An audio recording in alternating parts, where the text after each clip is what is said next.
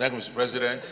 Distinguished colleagues, just before my colleagues will start contributing, I would like to probably give an update so that they will be guided. But let me start by thanking all of you, distinguished colleagues, for the uncommon show of concern since yesterday.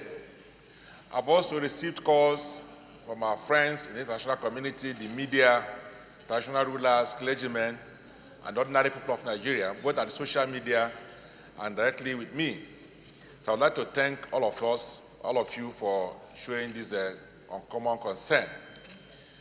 Your Excellency, you recall that yesterday I said that before I came to the chambers that I had not had any call or contact with the police in spite of the several calls I made to them that was not returned.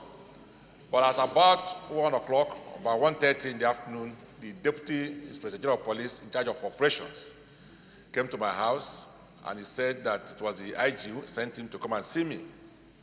He came with the Commissioner of Police in charge of the FCT. I showed them around and of course they were very sympathetic of what happened. So I was shocked when I woke up this morning to read that police said that what happened in my house was a mere case of burglary. I'm at a loss because as we speak, they have not taken statement from my son who was hospitalized. They have not gone to the hospital to find out exactly what happened to my son. They've invited security personnel attached to me. Few reported yesterday, some are still reporting this morning, including my ADC. They have not taken their statement, and they came to the conclusion that what happened was a mere case of burglary.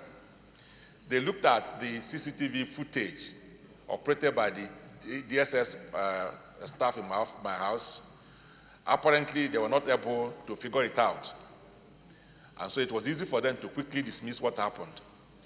Unfortunately to them, later yesterday evening, a technician came and was able to figure out, able to produce the CCTV footage of everything that happened, including how the people gained entrance into my house, and how they got all the way to my room, the fight that ensured between them, myself, my wife, and my son, and all the effort we made to save our lives. I'm happy that we have that in our custody, which the police is not aware of. And I'm sure that Nigeria will be shocked at what transpired, all the effort we made to save our lives.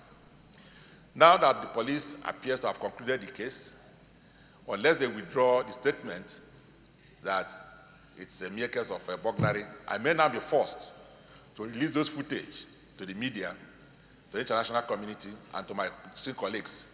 Let Nigerians and ordinary people judge whether it was a case of burglary or an attempt to kill me, kill my son, and kill my wife, or probably they had just come by 4 a.m. in my house to have a handshake with me or probably have a breakfast. Nigerians will be able to judge that. But as was said by our brother Aberibe, we've had cases in the past where people lost their lives in similar circumstances. So I'm happy that I'm alive to tell my own story. And so whatever they want to do is up to them. But let me know that other Nigerians should be safe and be able to enjoy the protection of the police, which they pay for.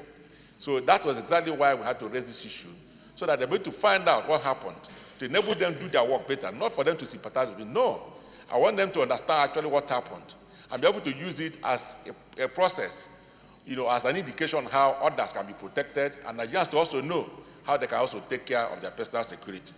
So it is unfortunate that police is now saying what happened was a mere case of burglary. It appears to me that the man who said that may not even understand what burglary is all about. And he doesn't need any teacher. All he needs to go to the internet and find out what burglary is all about. He can now superimpose it with what happened in my house. He will now determine whether it was burglary or a case of attempted assassination. So having said this, I also say that I thank my associates, especially my constituents and Nigerians in general from different parts of Nigeria who have volunteered to provide security for me. I got calls from all parts of the country, people who said they can come to my house with their matches and then gun to provide security for me. So if the police had failed to do that.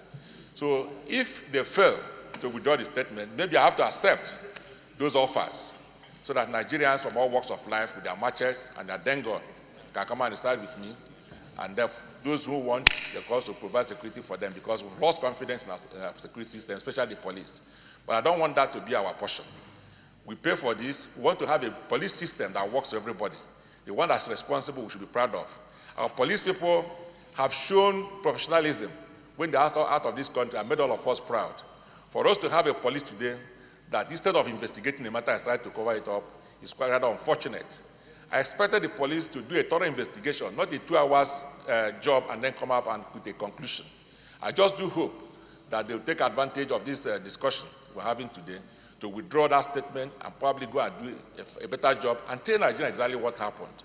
So on this note, again, I want to thank all of you for your concern.